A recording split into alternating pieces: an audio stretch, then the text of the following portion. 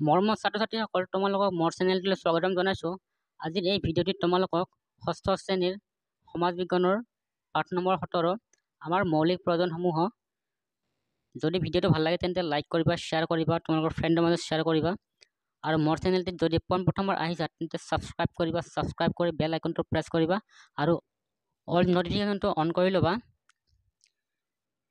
আৰু মোৰ আগৰ ভিডিঅ'বোৰ যদি চোৱা নাই তেন্তে ডেছক্ৰিপশ্যন বক্সত লিংক দিয়া আছে, সকলো লেচন পাবা, তাতে যাই ক্লিক কৰিলে তাতে সব পাই যাবা।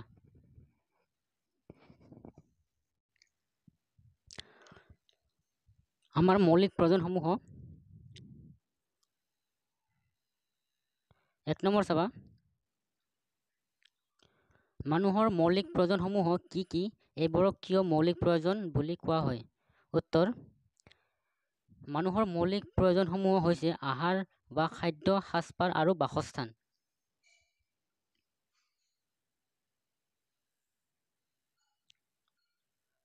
দুই নম্বৰ চাবা,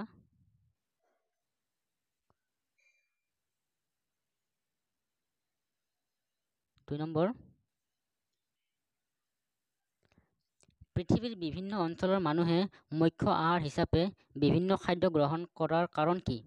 উত্তৰ: পৃথিৱীৰ বিভিন্ন অঞ্চলৰ মানুহে মুখ্য আহাৰ হিচাপে বিভিন্ন খাদ্য গ্ৰহণ কৰাৰ কাৰণ পৃথিৱীৰ যি অঞ্চলত যিবোৰ খাদ্য সামগ্ৰী প্ৰচুৰ পৰিমাণে উৎপন্ন হয়, সেই অঞ্চলৰ মানুহে সেই খাদ্য সামগ্ৰীক প্ৰধান খাদ্য হিচাপে গ্ৰহণ কৰে। সেয়ে ভিন ভিন ভৌগোলিক পৰিৱেশৰ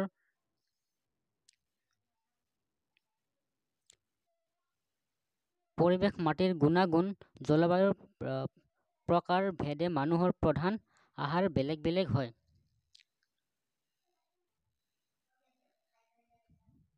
3 নম্বৰ,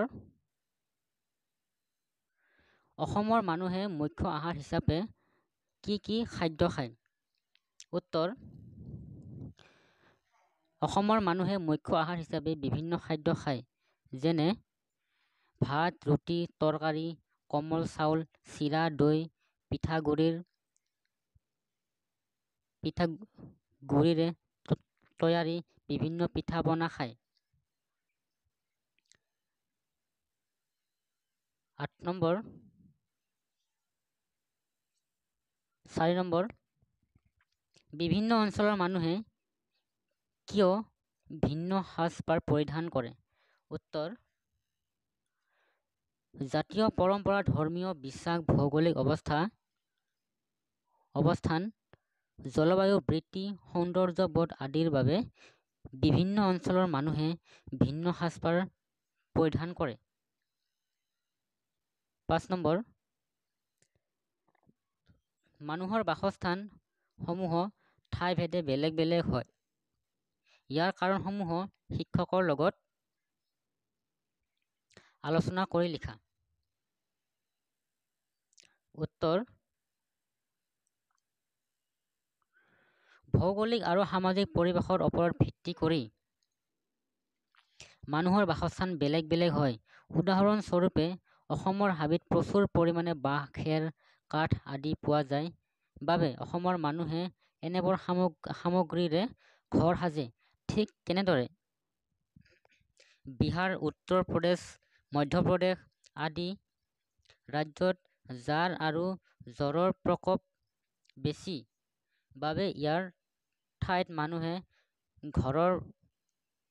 মাটিৰ ঘৰ সাজে।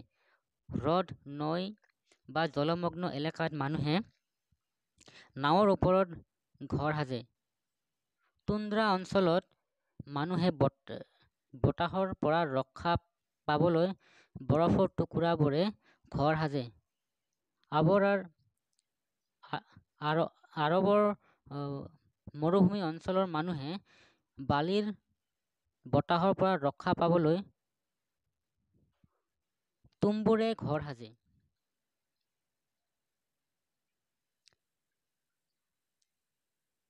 6 নম্বৰ, খালী ঠাই পূৰ কৰা।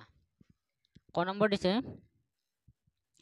আমাৰ শৰীৰৰ বৃদ্ধি আৰু পুষ্টিকৰ বাবে আমি ডেছ আৰু ডেছ গ্ৰহণ কৰোঁ। উত্তৰ লিখিবা। উত্তৰ, আমাৰ শৰীৰৰ বৃদ্ধি আৰু পুষ্টিকৰ বাবে আমি খাদ্য আৰু পানী গ্ৰহণ কৰোঁ। খ নম্বৰ, মানুহে জীয়াই থকাৰ বাবে দিনটোত দুবেলা ডেছভাৱে খোৱা আহাৰক ডেছ আহাৰ বা প্ৰধান আহাৰ বুলি কোৱা হয়। উত্তৰ, মানুহে জীয়াই থকাৰ বাবে দিনটোত দুবেলা নিয়মীয়াভাৱে খোৱা আহাৰক মূল আহাৰ বা প্ৰধান আহাৰ বুলি কোৱা হয়। গ নম্বৰ, শীত, তাপ, ৰ'দ, ধূলি, মাকতি আদিৰ পৰা ৰক্ষা আৰু ডেছ নিবাৰণৰ বাবে মানুহক ডেছৰ প্ৰয়োজন হয়। উত্তৰ, শীত, তাপ, ৰ'দ, ধূলি, মাকতি আদিৰ পৰা ৰক্ষা আৰু লজ্জা নিবাৰণৰ বাবে মানুহক সাজপাৰৰ প্ৰয়োজন হয়।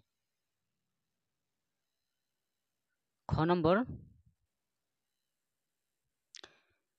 সাজপাৰ মানুহৰ ডেছ আৰু ডেছ দাঙি ধৰে। উত্তৰ, সাজপাৰ মানুহৰ ৰুচিবোধক আৰু ব্যক্তিত্বক দাঙি ধৰে। ঙ নম্বৰ, বাসস্থান বা ঘৰে মানুহক ডেছ বিপদৰ পৰা ৰক্ষা কৰি ডেছ নিৰাপত্তা আৰু বিশ্ৰাম প্ৰদান কৰে। উত্তৰ, বাসস্থান আৰু ঘৰে মানুহক প্ৰাকৃতিক বিপদৰ পৰা ৰক্ষা কৰি আশ্ৰয়, নিৰাপত্তা আৰু বিশ্ৰাম প্ৰদান কৰে।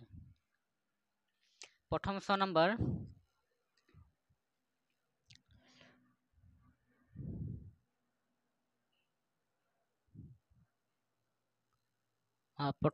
চাবা।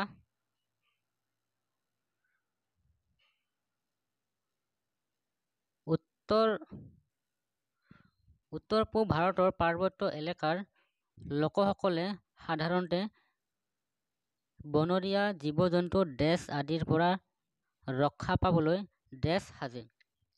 উত্তৰ,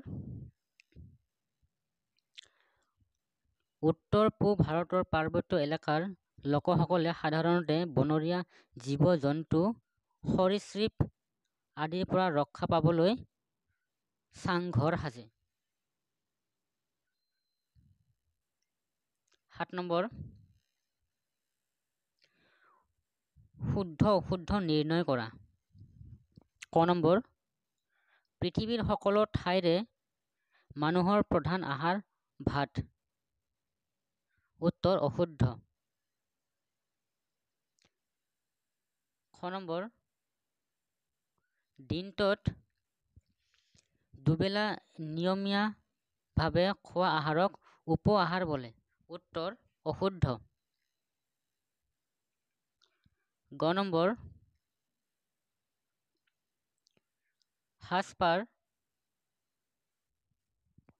সাজপাৰ অবিহনে সভ্য জীৱন যাপন সম্ভৱ নহয়। উত্তৰ, শুদ্ধ।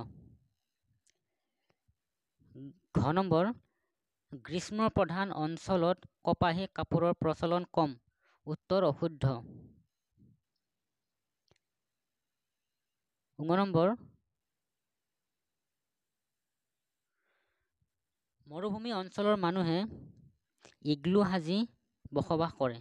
উত্তৰ, অশুদ্ধ। প্ৰথম 6 নম্বৰ, উত্তৰ ভাৰতৰ পাৰ্বত্য এলেকাত চাংঘৰ দেখা যায়। উত্তৰ, শুদ্ধ।